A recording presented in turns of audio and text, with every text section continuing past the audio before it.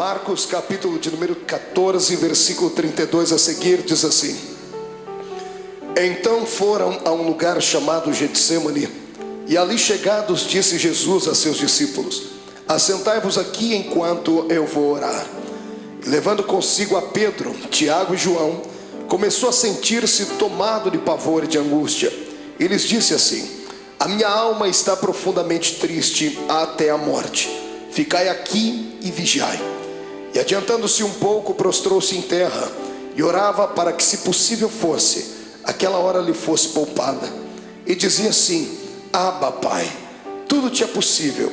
Passa de mim este cálice, contudo não seja o que eu quero, e sim o que tu queres. Voltando, achou-os dormindo e disse a Pedro: Simão, tu dormes? Não pudestes vigiar nenhuma hora? Vigiai e orai, para que não entreis em tentação. O espírito na verdade está pronto, mas a carne é fraca. E retirando-se de novo, orou repetindo as mesmas palavras. E voltando, achou-os outra vez dormindo, porque os seus olhos estavam pesados e não sabiam o que lhe responder. E veio pela terceira vez e disse-lhes: Ainda dormis e repousais? Basta, chegou a hora. O Filho do Homem está sendo entregue nas mãos dos pecadores. Levantai-vos, vamos, eis que o traidor se aproxima. Feche a sua Bíblia, coloque no banco, coloque na cadeira. Pegue na mão da pessoa mais bonita do seu lado. Atravesse a faixa de Gaza. Pegue na mão dele, isso, pegue na mão dela. Aperte com carinho até ele falar aleluia. Pentecostal que não faz barulho está com defeito de fabricação, não é? Vamos orar. Senhor Jesus, eu te exalto, eu te glorifico. Te exalto porque o Senhor é rei. Te glorifico porque o Senhor me deu a honra de ministrar aos seus súditos nessa noite. Te exalto, ó Deus, porque eu sei em quem tenho crido. E te glorifico porque sei que o Senhor já está atento às nossas orações esta noite. Eu não tenho sombra de dúvidas do seu mover neste lugar hoje. E eu quero agora lhe fazer dois pedidos que costumeiramente faço. O primeiro é que ao redor da Assembleia de Deus do Bom Retiro, num raio de 5 quilômetros quadrados, onde houver um demônio alojado agora, eu quero dar a esses demônios 5 segundos para desaparecerem daqui. Porque se não sumirem, serão queimados pelo poder da glória do Senhor que vai ser manifesta neste ambiente. O segundo pedido a Deus é um pedido de atrevimento espiritual. Se ainda tem um crédito no céu contigo como pregoeiro da sua palavra, abre a porta do seu palácio sobre nós agora e manda do céu para a terra uma comitiva angelical. Eu quero pelo menos 8 serafins aqui nesta igreja. A palavra serafim significa aquele que arde em fogo. Portanto, Senhor, eu quero 8 anjos de fogo aqui neste templo agora. Quero 2 aqui nesta tribuna, uma à minha esquerda, outra à minha direita. Quero 2 na entrada deste santuário e 4 seres esparramando brasas de fogo na nave da igreja. E onde houver um crente batizado com o Espírito Santo, renova ele, meu Senhor.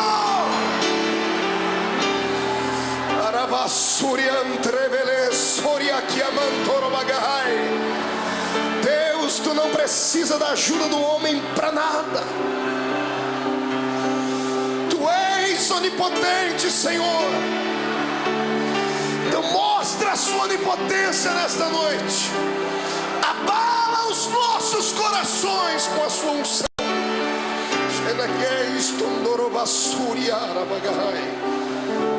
Muito obrigado, Jesus. Fica conosco aqui. Amém e amém.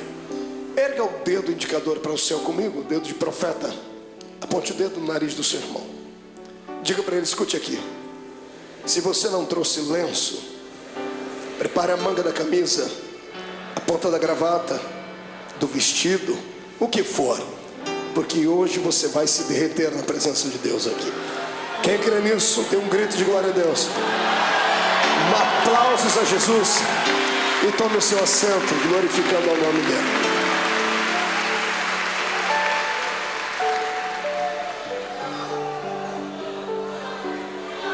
Aleluia. Oh glória. Terá la suria anderei choronava.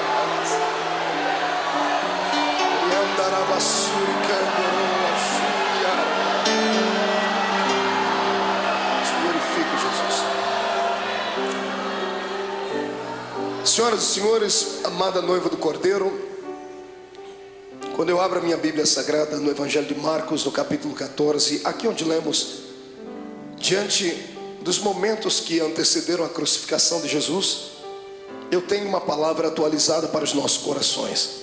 Certa vez, ouvindo um grande sábio pregador, ele disse algo que na época, talvez pela minha juventude, talvez pela força do ímpeto da juventude, eu achei que ele estava sendo apenas um tanto eloquente no que falava, e descobri anos mais tarde que era uma realidade. Ele dizia que a mensagem da noite, ela depende do estado de espírito daquele que vai transmiti-la. Se o pregador estiver alegre, a mensagem vai ser esfuziante. Se ele estiver melancólico, a mensagem será melancólica, porque o Senhor usa o vaso na situação em que ele está. Você já me viu pregar aqui mensagens daquela que a tampa da chaleira voa lá para cima. Toda segunda-feira tem sido um mar de poder aqui, não é verdade? Quem tem participado, quem tem ficado cheio de Deus, sabe disso. Mas hoje eu quero levar você por outro caminho. Quero convidar você para se entregar a Jesus hoje e permitir que Ele venha moldar de novo o seu vaso. Eu sei que vaso só pode ser quebrado no processo da preparação. Depois que o vaso está pronto, ele não pode ser quebrado mais, porque se for quebrado, terá que ser colado, e mesmo servindo ainda para alguma coisa, vai ficar dentro dele algumas cicatrizes. Eu quero crer que todos nós estamos ainda num processo de formação, não chegamos ainda à estatura daquilo que Deus quer. Então hoje o Senhor vai despedaçar o nosso vaso, e nós vamos sair daqui um pouquinho mais apaixonados pelo Cristo ao qual nós servimos, amém? Então dê um grito de glória a Deus para estremecer o inferno inteiro. Viver não é fácil. Viver é uma aventura. O dom da vida não foi confiado a todo o grande universo. O dom da vida, a existência mais plena dela, o Senhor confiou apenas nós que somos seres humanos. Pastor, mas os animais não vivem, as plantas não vivem, vivem, mas o estado deles é vegetativo. Não tem alma, não tem espírito. Eles têm apenas um breve espaço de tempo e existem apenas para algumas finalidades. Somente o ser humano vive para a eternidade. Por isso que nós somos dotados de sentimentos. O que é o sentimento? O sentimento é aquele labirinto da nossa alma que às vezes nos faz saltar, nos faz sorrir, nos faz chorar. E quem é que nunca passou pelo vale da sombra da morte? E só há um remédio que pode trazer a cura para os nossos sentimentos: é a doce presença do Espírito Santo. Porque a doença da alma, a dor dos sentimentos, da frustração, da depressão e da angústia, ela está localizada onde o médico não consegue localizar, bem na divisão da alma com o espírito. E só a palavra de Deus e a presença do Espírito Santo vão até este lugar. E é isso que Jesus vai fazer conosco aqui hoje. Ele vai transformar esta igreja hoje não num quartel-general, mas num grande hospital. E Ele, junto com a sua equipe médica, que é composto pela Santa Trindade e os seus anjos, vão trazer o milagre para a nossa alma. Eu profetizo em nome de Jesus que o choro que durou uma noite toda terá que cessar, porque a alegria chegará e a sua alma será inundada com a presença do Senhor Jesus. Olhe para o irmão do Senhor e diga para ele: é só um momento de dor. Diga: vai passar. Quem acredita nisso, dê mais um grito de glória a Deus aí.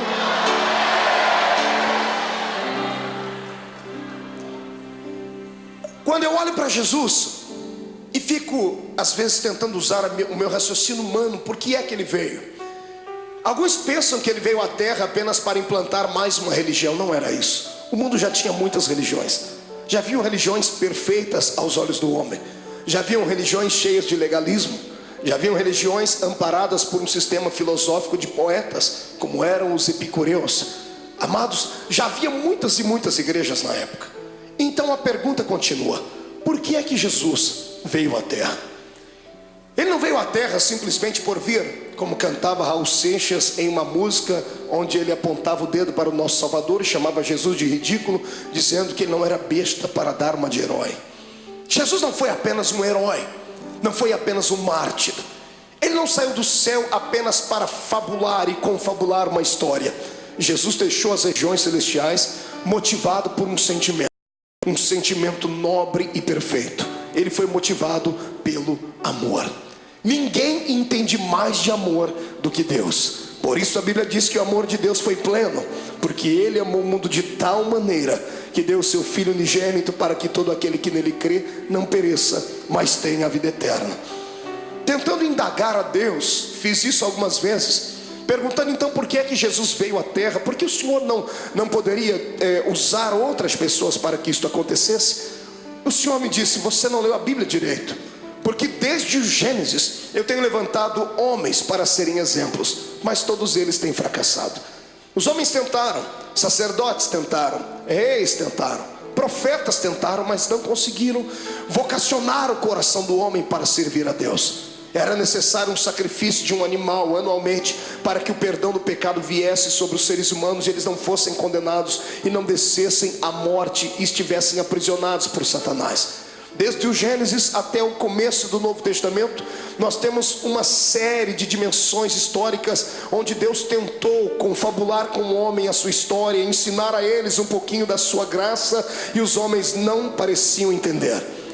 Foi então que Deus teve uma atitude divina. Só alguém que é divino faria isso. A minha Bíblia diz na boca de Paulo que ele, mesmo sendo Deus, não teve por usurpação ser igual a Deus. Antes aniquilou a sua forma divina e desceu na terra e se fez carne.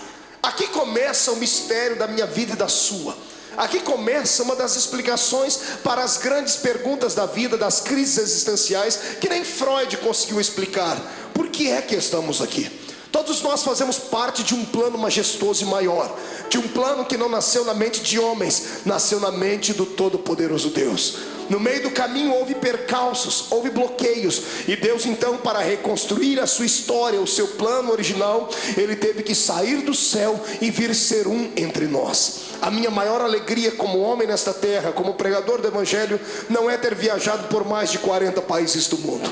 A minha maior alegria não é passar pelas ruas das cidades e ver um crente me reconhecer, ou saber que Jesus me deu um ministério abençoado. Não, a minha maior alegria se consiste nisso, em saber que eu tenho alguém lá em cima no céu, que para poder entender as minhas fraquezas e falhas, teve que sair de lá e vir experimentar um pouquinho desta vida triste e pequenina dos mortais. Amados, para que eu e você não fôssemos destruídos, destituídos, amassados e jogados dentro de um buraco, Jesus teve que sair lá de cima para tentar compreender a nossa falibilidade. Eu falo isso com propriedade, porque o Deus que está acima do céu nunca pecou, nunca sentiu dor, nunca foi desprezado a ponto de sentir náuseas e vontade de morrer enquanto estava lá em cima no céu. Eu penso que o próprio Deus falava com o Filho e com o Espírito Santo lá em cima, dizendo: por que será que esta raça humana não conseguem ser aquilo que eu quero que eles sejam? Se você pegar o Velho Testamento e ver o pensamento de Deus, se você torcer as páginas do Velho Testamento, vão sangrar, porque o Senhor havia ditado a sua lei. O homem que não pudesse caminhar junto com ele era logo destituído. O homem que não pudesse ser santo era logo morto. Veja o Deus do Velho Testamento trabalhando, abrindo a terra, engolindo homens. Por que é que Deus trazia morte e o terror sobre o seu povo? Pensava ele que aqueles que permanecessem vivos, olhando aqueles que foram punidos, se converteriam, seriam mais santos, seriam mais produtivos. E Deus via que, pelo contrário, aquilo parece que trazia, ao invés de temor, trazia ira no coração dos seres humanos. E alguns, por pura rebeldia, tratavam logo de desmerecer a Deus e de serem inimigos dele.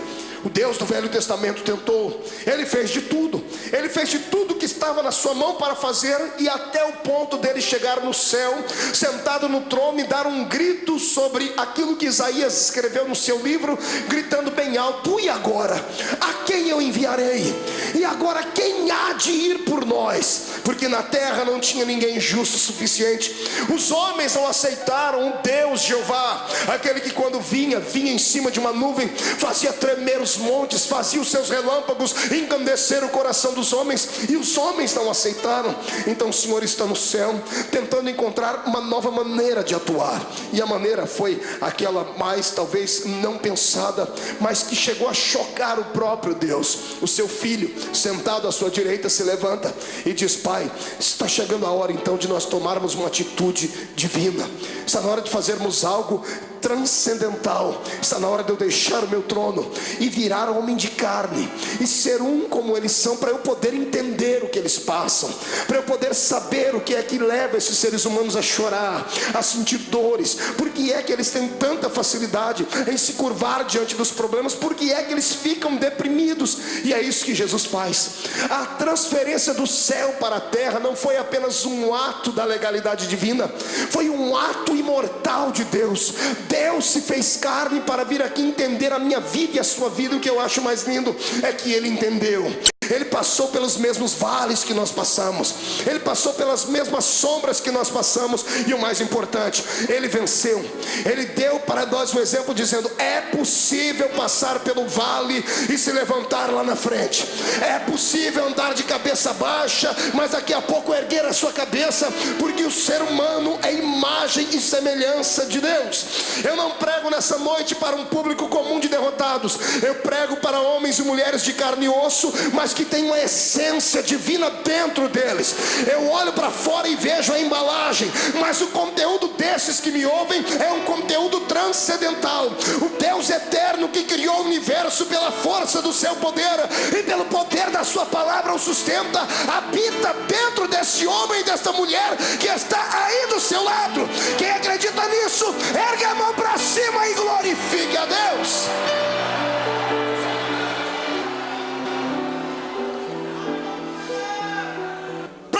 Entender por que é que a gente chora, grita, geme, sente agonia. Jesus passou pelo mesmo caminho. Estava chegando os últimos dias dele na terra. Ele sempre foi um homem de oração. Eu amo Jesus por causa dos seus ensinamentos, aqueles que ele dava com a sua boca e aqueles que ele exemplificava. Sempre que ele queria exemplificar alguma coisa, ele usava os seus apetrechos divinos. Todas as vezes que ele operava um grande milagre, ele se escondia no meio do mato para orar. Diferente dos seres humanos do século 21. Toda vez que temos uma vitória, a primeira coisa que fazemos é ir para um restaurante comer uma boa picanha.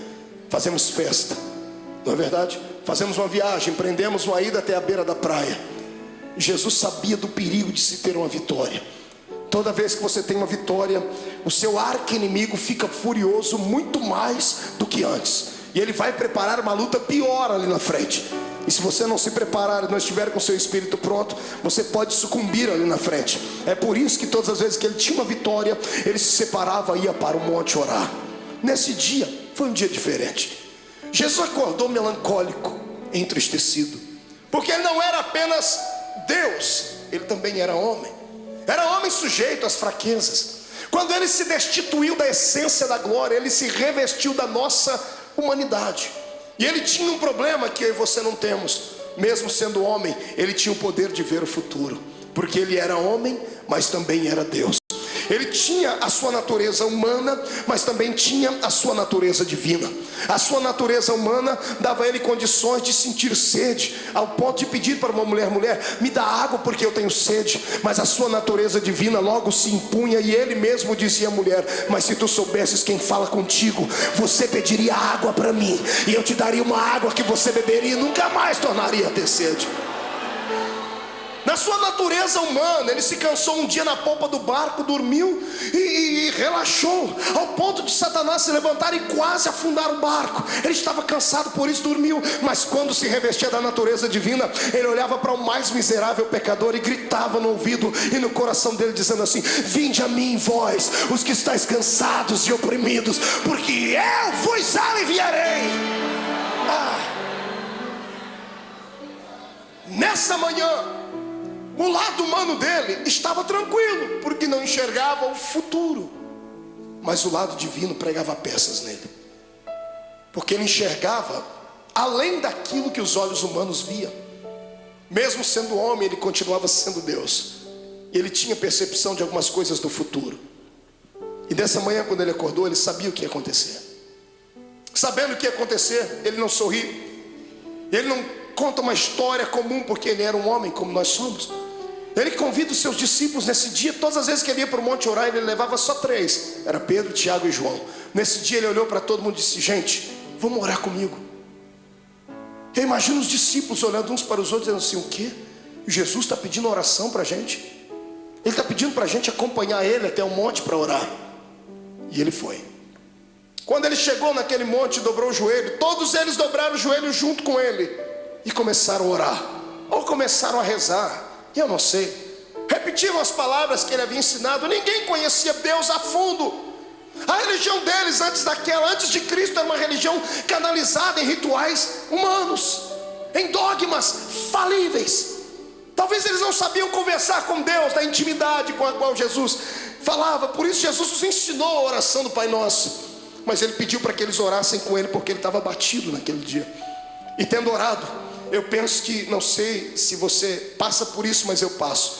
Quando eu estou muito angustiado, quando eu estou muito atribulado, eu preciso gritar. Eu preciso desestressar. Eu subo um monte que tem na minha terra e tem uma árvorezinha lá. Eu já falei dessa árvore para todo mundo, tem isso gravado em fitas. A árvore sofre comigo quando eu estou passando pelo vale, porque eu encho ela de tapa. Eu desestresso orando e dou uns tapas. Não que a árvore tenha nada a ver com o meu problema, mas é assim que eu me desestresso.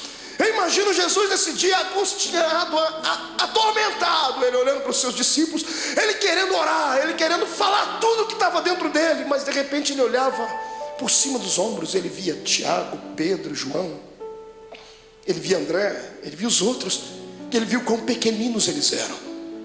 Eram apenas discípulos, não haviam atingido a estatura de mestre. O discípulo tem muita facilidade de se escandalizar, tem muita facilidade de ficar pequenino diante de situações difíceis. E eu imagino Jesus dizendo para si mesmo: se eu falar o que eu preciso, eles vão desanimar, eu tenho que demonstrar fortaleza para eles. E Jesus não aguentando mais, ele precisava orar. Ele levanta a cabeça, levanta da oração, deixa todo mundo orando. Ele pega 3 entre os 11 que foram, porque Judas não foi com ele esse dia, Judas ficou. Tinha só 11 com ele. Ele levanta e chama os 3 mais chegados dele. Ele bate o nome de Pedro, Tiago e João, disse: meninos, vamos orar comigo. E para eles ele conta o que está acontecendo. A minha alma está angustiada. Você consegue ouvir isso da boca do seu Deus? Ou você acha que isso é um privilégio só seu? De sentir dores, de chegar em dias dentro da sua casa que dá vontade de morrer, dá vontade de entrar dentro do quarto e fazer uma besteira? Ou você acha que porque você é crente, você está bem guardado e você tem anticorpos espirituais suficientes para te proteger de toda a avalanche do mundo? Não, você é um ser humano. A diferença entre o ímpio e o justo não é vista somente nessa terra, será vista na outra. Mas a minha Bíblia diz que da mesma sorte que sofre o ímpio, sofre o justo. A diferença não é em sofrer, a diferença é em como sofrer. O ímpio sofre desesperado, dá um tiro na sua orelha, fuma droga, injeta, bebe muito, até cair no chão, porque assim ele alivia a sua dor. Nós que somos crentes não fazemos isso. Mas quando temos os nossos problemas, nós entramos dentro do quarto e tomamos um chazinho da raiz de Jessé, e o Espírito Santo vem acalentar. É só assim que a gente passa pelo vale. Eu estou te mostrando o seu Deus em agonia. É bonito falar do Jesus andando em cima das águas, é lindo falar sobre ele multiplicando os pães, é poderoso falar sobre ele se transcendendo no Monte Tabor diante dos seus discípulos e falando com Moisés e Elias. É lindo ver o nosso Senhor abrir os olhos dos cegos e dizer ao morto de 4 dias: sai para fora. Mas eu quero ver se há beleza em ver o seu Deus dizendo assim: eu estou sentindo pavor, eu estou angustiado, eu preciso de amigos íntimos. Jesus está aqui dando um exemplo para nós. Quando passarmos pelo vale, precisamos ter alguém do nosso lado, precisamos de amigos. O que vale na nossa fé cristã é isso, que nós temos pessoas que nunca vimos antes, mas depois de 5 minutos de conversar já chamamos ela de irmão. Eu sei que tem muitos aqui que são colegas, mas existem alguns amigos, poucos, mas são. Quando você passar pelo vale da sua alma, não passe sozinho, não faça besteira, Peça para Jesus preparar alguém para que você possa desabafar, contar os seus problemas. Peça para Ele colocar uma pessoa certa, não um traíra, não uma pessoa que vai abusar depois do seu problema e lhe chantagear. Peça para Ele preparar alguém que tenha o mesmo espírito que você tenha e que te ame não pelo que você é, não pelo que você tem, mas por aquilo que Deus te fez. Jesus pega os seus melhores amigos e sobe com eles um pouquinho e diz assim: eu estou angustiado. E eles estão orando, e Jesus começa a orar, e ele começa a tremer, porque os olhos dele visualizavam aquilo que os olhos naturais não viam. De repente ele levanta e deixa os três e diz assim: gente, ora por mim, porque eu vou entrar aqui no meio desse mato agora, que eu vou rasgar minha alma. Eu imagino Pedro, Tiago e João olhando um para a cara do outro, dizendo assim: esse não é o nosso Cristo. Cadê o homem de Fortaleza que pega o chicote, espanca os homens que estão na beira do templo? Ele está melancólico, ele está entristecido, ele está fragilizado. Pedro, Tiago e João enxergam isso nele. E eu imagino eles olhando a figura de Jesus entrando dentro do horto, dentro do jardim, dentro do Getsemane. Interessante, era profético. A palavra Getsemane significa prensa do óleo. E ele, oliveira verdadeira, estava indo lá para ser prensado, para que o óleo do seu espírito viesse sobre a terra. Ele foi moído para que nós pudéssemos ser reconstruídos. Ele chorou naquele dia para que nós pudéssemos sorrir hoje aqui. Ele sentiu dores naquele dia para que as nossas dores fossem aliviadas. E é por isso que eu te convido agora a dar um belo glória a Deus, porque Ele merece tudo isso.